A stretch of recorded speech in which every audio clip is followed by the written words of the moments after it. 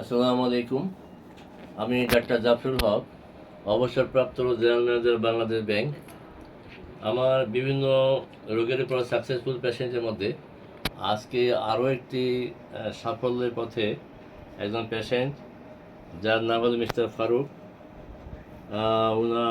উনি আর kidney patient, CKD patient.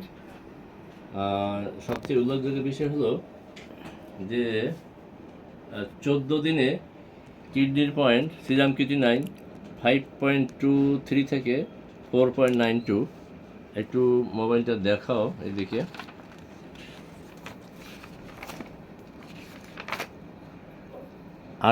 25/6/2026 তারিখে serum kidney ছিল 5.23 এবং মিস্টার ফারুক, এই যে মিস্টার ফারুক 25/6/2026 আর সিরাম কিডনি 5.23 ছিল এবং 14 দিনের মধ্যে 5.23 থেকে উনি 9 তারিখ 9/7 টেস্ট করেছেন। এই যে মিস্টার ফারুক, একই জায়গা থেকে ন্যাশনাল ইনস্টিটিউট অফ ল্যাবরেটরি। তো এখানে ছিল 4.92, সিরাম কিডনি 4.92। আর আরও উল্লেখযোগ্য বিষয় হলো যে ইউরিনের প্রোটিন, যেটা মানুষ নিয়ে খুব প্রোটিন বা অ্যালবুমিন নিয়ে বিশেষ করে সিকেডি পেশেন্টরা খুব চিন্তায় থাকে। আবার অনেকে দেখা যায় যে কিডনির পয়েন্ট ঠিক আছে, সিরাম কিডনি ঠিক আছে, কিন্তু ইউরিনের প্রোটিনটা অনেক যায়। তো ওনার 18/6 ইউরিনের প্রোটিন ছিল, এই যে প্রোটিন 2+, দেখা যায় প্রোটিন 2+, এবং ইউরিন সুগার ছিল 2+। দেখা যাচ্ছে? হ্যাঁ, এইভাবে কাছে কাছে না, কাছে নিলে কম দেওয়া যায়। এবার ঠিক আছে। হ্যাঁ, ঠিক আছে। তাহলে হলো প্রোটিন 2+, ইউরিন সুগার 2+, যেটা 18/6 ছিল মিস্টার ফারুক, এই যে ফারুক। এবং আবার 9 তারিখে উনি টেস্ট করেন, 9 তারিখে উনি টেস্ট করেন, যেটা ইউরিন প্রোটিন সবচেয়ে উল্লেখযোগ্য বিষয় হলো আলহামদুলিল্লাহ প্রোটিন 2+ থেকে হয়েছে 1+, এবং যেটা ইউরিন সুগার সেটা হয়েছে নীল। এরপরে আরও উল্লেখযোগ্য বিষয় হলো যে হিমোগ্লোবিন তার ছিল কত ছিল হিমোগ্লোবিন জানি 10.7 থেকে 11 হয়েছে। এই যে 18/6/2026 হিমোগ্লোবিন 10.7 ছিল। এই যে মিস্টার ফারুক ন্যাশনাল ইনস্টিটিউট থেকে টেস্ট করা, এবং সেটা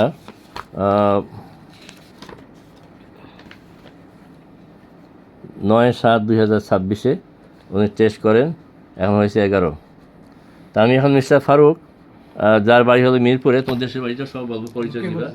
হ্যাঁ, তো এবার আমি স্বয়ং রুগীর সাথে কথা বলবো। তোমার পরিচয় দাও, বাড়ি কোথায়? পরিচয় দাও, বলো। আমি মোহাম্মদ আল ফারুক, দেশের বাড়ি লক্ষ্মীপুর জেলা, থানা উপজেলা সব লক্ষ্মীপুর জেলা, গ্রাম মাদিপুর। আর ঢাকা অবস্থান করি মিরপুর 1 সোনিওয়ালের পিছনে। আচ্ছা, আমি স্যারের নিকটে যে কিডনি রোগের চিকিৎসা নিয়ে দীর্ঘ 3-4 মাস ধরে খাচ্ছি। কবে থেকে তোমার এই সিকিউরিটি পেশেন্টটা কবে থেকে দেখাচ্ছে সমস্যাটা? আমার সিকিউরিটি পেশেন্ট আমি 8 বছর ধরে যাব। কোথায় কোথায় চিকিৎসা সেটা বলো আগে। কোথায় কোথায় চিকিৎসা করছো 8 বছর ধরে ভুগতেছি। প্রথমে কত ছিল যখন ধরা পড়ে? কত ধরা পড়ছিল? প্রথমে ছিল ফার্স্ট টাইম ছিল 5.10। হ্যাঁ, তারপরে থেকে আস্তে আস্তে বাড়তে হতে 5.23 হয়েছে। তারপরে প্রথমে একবারই 5.10 ধরছিল, ধরা পড়ছে। 1.0 ছিল।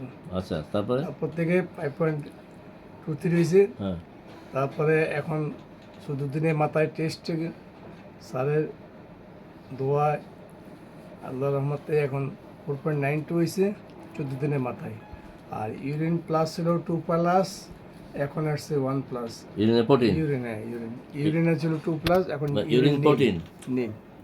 মানে ওই ব্লাড সুগারটা ছিল 2+, হয়েছে নীল। জি জি। ইউরিন প্রোটিন ছিল 2+, এখন হয়েছে 1+, রাইট। এটা হলো উল্লেখযোগ্য পরিবর্তন। তো সবচেয়ে বড় কথা হলো যে আজকেও আমাকে মেসেজে এক একজন এক কথা বলে যে পরিসংখ্যানে অনার্স মাস্টার্স করে কীভাবে ডাক্তার। আবার আমি যে বলি বাংলাদেশ ব্যাংকে অবসরপ্রাপ্ত জেনারেল ম্যানেজার, এত বড় পদে চাকরি করে কীভাবে উনি এত ভালো হোমিও ডাক্তার হইল।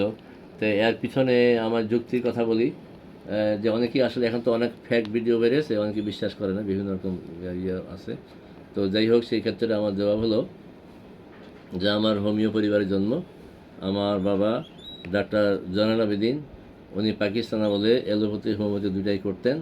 পরবর্তীতে আমার বড় ভাই, আমার ওস্তাদ আমার পিছনে বসে আছে, ভাইয়ের দিকে ধরো, ভাই দিকে ইয়ে করবো একটু। হ্যাঁ, তো আমার বড় ভাইয়ের দিকে ধরো মোবাইলটা, ওই আর কাছে যাও। তো আমার বড় ভাই ডাক্তার ফজলুর রহমান পিছিয়ে বসে আছে, উনি দিনাজপুর স্টেশন রোডে বসতেন। হ্যাঁ, তো আমি 80-র দশকে আমি যখন রাজশাহী বিশ্ববিদ্যালয়ের ছাত্র ছিলাম, তখন দেখেছি যে ওনার কাছে ওই এরশাদের সময় তখন 1 মাস ক্লাস হলে 2 মাস বন্ধ থাকতো, বেশিরভাগ সময় ইউনিভার্সিটি বন্ধ থাকতো, আর একটু গন্ডগোল হইতো, আবার ছুটি হইতো, হল ভ্যাকেন্ট হইতো। যাই হোক, তো ওই সময়টা আমি বন্ধু বান্ধবের সঙ্গে আড্ডা না দিয়ে বড় ভাই চেম্বারে বসতাম, তাকে আমি হেল্প করতাম। তো আমি দেখেছি যে সমস্ত রোগী ইন্ডিয়া, মাদ্রাজ, ভেলোর ভালো হয় না, তার কাছে ভালো হতে দেখেছি। ইভেন কি পত্রিকায় নিউজ আকার আসছে যে দিনাজপুরের ইতি রানী রক্ত না নিয়ে সুস্থ আছে, ভালো আছে, অর্থাৎ তাকে মাসে মাসে রক্ত দিতে হতো, ব্লাড ক্যান্সার ছিল। তো এরকম অনেক কঠিন কঠিন রোগী বড় ভাইয়ের কাছে ভালো হতে দেখেছি, এবং যার ফলে আমি হোমিওপ্যাথির প্রতি আকৃষ্ট হই, এবং আমি 1991 সালে ডিএসএমএস কমপ্লিট করি। যখন আমি রাজশাহী বিশ্ববিদ্যালয়ে ছাত্র ছিলাম, আমি প্রথমে জওয়া হল, পরবর্তীতে সোহরাওয়ার্দী হলে ছিলাম। হলে থাকা অবস্থায় কখনোই ইউনিভার্সিটি মেডিকেলে যাওয়ার প্রয়োজন হয়নি, নিজে খাইতাম, আশেপাশের বন্ধুবান্ধবকে দিতাম, আমার ওষুধেই বেশিরভাগ সময় ভালো হয়েছে। তো এইভাবেই আমার হাতে খড়ি। এবং আমি মাস্টার্স শেষ করে প্রথমে আমি এটা কেয়ার ইন্টারন্যাশনাল বিদেশ সংস্থায় জয়েন করি। তার আগে আমি ইউএসএতে একটা প্রজেক্টে ছিলাম। সেই প্রজেক্টের কাজ ছিল হেলথ অ্যান্ড ফ্যামিলি প্ল্যানিংকে অডিট করা, বিভিন্ন হাসপাতাল ভিজিট করা। এরকম অনেকগুলি হাসপাতালের মধ্যে আমি পটুয়াখালী, গলাচিপা, রঙ্গমালদী নামের জায়গায় হাসপাতাল আছে, সেই হাসপাতাল ভিজিট করতে যাই। যাওয়ার পরে ওই ডাক্তার বলে যে আজকে থাকেন, আপনাকে ডাক্তারকে লিস্ট খাওয়াবো। যাই আমি অবস্থান করি, এবং নাস্তা খাওয়ার পরে উনি বলে যে হাসপাতালে রুগী আছে, চলেন দেখে আসি। আমি দেখতে গেলাম, দেখি রুগীটাকে স্যালাইন দেওয়া, গ্রামের যে হাসপাতাল থাকে, যে LWVC বলে। তো রুগীটাকে জিজ্ঞাসা করলো আমার গার্জিয়ানকে, রুগী কী সমস্যা, বলছে যা খায় তাই বমি করে। তো আমার কাছে যেখানে যাই আমার প্রাইমারি বক্স থাকে, সেই ওষুধ থেকে সেখান থেকে কয়েকটা ডোজ দেওয়া হয়, এবং সেটা খাওয়ার পর রুগীর বমি বন্ধ হয়ে যায়। পরের দিন সকালে রুগী আসি বলে যে আমার রুগীতে ভালো হয়ে গেছে। আমি বলছি আমার তো অডিট শেষ, আপনারা ভালো কোনো হোমিও ডাক্তারকে দেখেন। এইভাবে বিভিন্ন ঘটনা আমাকে হোমিওপ্যাথির প্রতি আরও আকৃষ্ট করে। পরবর্তীতে সেই প্রজেক্ট থেকে আমি কেয়ার প্রজেক্টে জয়েন করি, কেয়ার ইন্টারন্যাশনাল। পোস্টিং ছিল বরিশাল বানারীপাড়া। এবং আমি বাংলাদেশ ব্যাংকে রিটার্ন ভাইবা দেওয়ার পরে আমি চিন্তা করলাম, যদি আমার ব্যাংকে চাকরি হয়, এই কার্ড যাবে দিনাজপুরে, সেখান থেকে আবার কার্ড পাঠানো হবে আমার বরিশালে, তত মতো সময় থাকবে না, হয়তো আমার লাভ ভালো। আমি এইচআরে যে এক ম্যাডাম ছিলেন, নাম ছিল নুরুন্নাহার, ওদের গ্লাসের নিচে আমি একটা খাম রেখে যাই। তো যদি আপনাকে বলি যদি আমার চাকরি হয় তো খামটা ছেড়ে দেবেন। একদিন দেখি যে 1989 সালের জুন মাসের 8 তারিখে আমি চিঠি পেলাম যে বাংলাদেশে আমার চাকরি হয়েছে। আমি জয়েন করলাম। জয়েন করার পরে ওই আপা কোথায় কোথায় জানলো যে আমি হোমিওর সঙ্গে জড়িত। তো আমাকে বললো যে জাফরুল, আমার 2টা সমস্যা, একটা আমার ঠান্ডার সমস্যা, একটা হলো একটা বাচ্চা আছে, কনসিভ হচ্ছে না। তা আপনাকে ওষুধ দিই, ওষুধ দেওয়ার পর উনি সফল হয়। এরপর পুরো ব্যাংক ছড়াই যায় যে এখন ডাক্তার আছে, কারো কিছু হলেই আমার কাছে আসতো। ঠিক এভাবে বাংলাদেশ ব্যাংকে বা বিভিন্ন ব্যাংকে যারা চাকরি করে সব এমপ্লয়ীদের বিভিন্ন লোনের সুযোগ সুবিধা আছে। প্রথমে হুন্ডা লোন, তারপর গাড়ির লোন, তারপর বাড়ির লোন। তো এরকম হুন্ডা লোনের সময় আমি যে অফিসারের কাছে গেছি, দেখি যে প্রচুর ভিড়, আমি পাত্তা পাচ্ছি না। একদিন দেখি ওই অফিসার আমাকে ব্যাংকের ইন্টারকমে আমাকে ফোন দিয়েছে যে আপনার সাথে আজকে দেখা না বললে রান্না করা বন্ধ। কী ঘটনা?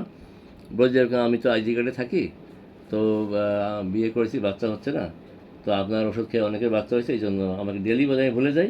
তো আজকে আমাকে আলটিমেটাম দিছে যে আপনার সাথে ওষুধ কথা না বললে রান্না করা বন্ধ। যাই হোক, ওনাকে ওষুধ দিয়ে উনি সফল হয়। এইভাবে 1990 সাল থেকে আমার কারো কিছু হলে আমি ওষুধ দিতাম, এবং মোটামুটি বেশ ভালো রেজাল্ট হইতো। পরবর্তীতে আমি 2022 সালের 1 এপ্রিলে বাংলাদেশ ব্যাংক থেকে জেনারেল ম্যানেজার হিসেবে অবসরে যাই। অবসরে যাওয়ার পরে আমি আরও হোমিওপ্যাথির প্রতি পড়াশোনার সুযোগ পাই এবং আমার একটা মনে দুঃখ ছিল যে আমার আপন চাচাতো ভাই, যার নাম ছিল কালাম, বাড়ি দিনাজপুরের বাড়ি, তো একই সঙ্গে আমরা খেলাধুলা করতাম, সে কিডনি রোগে মারা যায়। ওই সময় আমি তাকে নিজেও ওষুধ দিয়েছিলাম, কোনো কাজ হয়নি। তখন থেকে আমার মনের মধ্যে একটা ক্ষোভ ছিল যে কীভাবে এই রোগের থেকে মানুষকে মুক্তি দেওয়া যায়।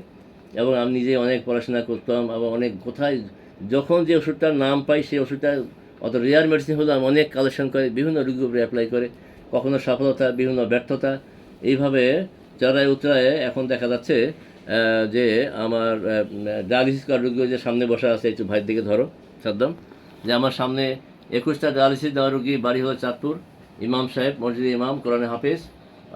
উনি আর আপনি একটু সংক্ষেপ বলেন আপনার সম্বন্ধে। জি।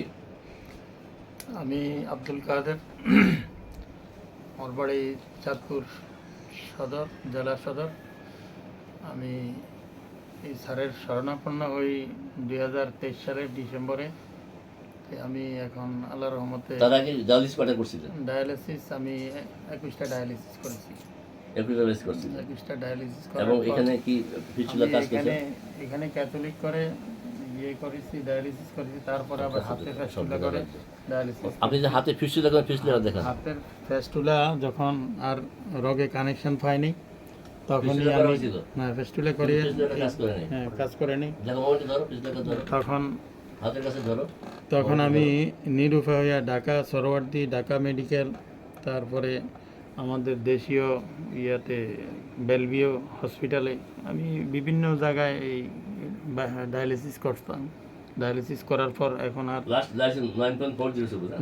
9.4 থাকার পর এরপরে আর আমি আর ব্যর্থ হয়ে আমি আমাকে বলছে ডাক্তার রানে দিয়া করার জন্য। তখন আমি বললাম না, এখানে বেশিরভাগ মহিলারাই করে, ডায়ালিসিস করে। তো আমি বললাম না, আমি মরিয়া গেলেও আমি আর রানে দিয়ে করবো না, অস্ত্রোপচার করবো না, এদিক দিয়ে আর ডায়ালিসিস করবো না। তখনই আমি এই মক্কি মসজিদে আমার বাগনির বাসায় আসি বেড়াইতে। এখানে নামাজ পড়তে আইসা দেখলাম স্যারের এই সাইনবোর্ডে দেখলাম এখানে কিডনিতে সফল চিকিৎসা হয়। তখন এই স্যারের বাসায় আসলাম নামাজ পড়ে। তখন এই আস্তে আস্তে পরিচয় হয়ে এখানে এখন পর্যন্ত আল্লাহর রহমতে সুস্থ। এখন আর ডায়ালিসিস করি না, ওই 2023 সালের পর হইতে। আচ্ছা, ধন্যবাদ। আপনারা জানলেন যে আসলে আমার যে মনের দুঃখ সেটা সাফল্যের পথে। ওনার এখন আর ডায়ালিসিস লাগে না এবং 21টা ডায়ালিসিস নেওয়ার পরে ওনার 9.40 ছিল। সেগুলো সমস্ত ডকুমেন্টস আছে। আমি ইচ্ছা করলে একটু সংক্ষেপে একটু দেখাতে পারি ওনার ফাইলটা। 9.40 এই যে এটা একটু দেখাই। অনেকে বিশ্বাস করে না যে হোমিওপ্যাথি ভালো। আমি তো মনে করি যে অলরেডের মধ্যে এরকম রেকর্ড নাই। এই 21টা 10/12/2023 9.40 ছিল, সিরাম কিটিনাইন 9.40। এই যে আব্দুল কাদের 10/12/2023। আমি এরপরে এরপর পরবর্তীতে আবার কমই হয় 5.76। ঠিক আছে, এটা হলো 25/1/2026। এরপরে হয় 4.9। এই যে 4.9 সিরাম কিটিনাইন আব্দুল কাদের। এই যে 25/4/2024। ওনার কিন্তু আর ডায়ালিসিস লাগে নাই। সর্বশেষ ওনার কিডনির পয়েন্ট আসে এই যে 1.6। এই যে সিরাম কিটিনাইন 1.6 আব্দুল কাদের 10/26/2025। এবং সর্বশেষ আসে হলো সিরাম কিটিনাইন 1.2। এই যে 21/12/2025 পিয়ারলেস ডক্টরস পয়েন্ট থেকে করা। আল্লাহর কাছে কোটি কোটি শুকরিয়া। আমার যে মনে ক্ষোভ ছিল সেই ক্ষোভ থেকে আমি সাফল্যের পথে। আমি যেন আরও ভালো করতে পারি, আমি যেন আল্লাহর কাছে দোয়া প্রার্থনা করি। আমার ওস্তাদ পাশে বসে আছে ডাক্তার ফজলুর রহমান, তার ন্যায় হায়াত কামনা করি। আমার জন্য দোয়া চেয়ে সমস্ত অসহায় মানুষের সুস্থতা কামনা করে আমি এখানে শেষ করছি। আসসালামু আলাইকুম ওয়া রাহমাতুল্লাহি ওয়া বারাকাতুহু।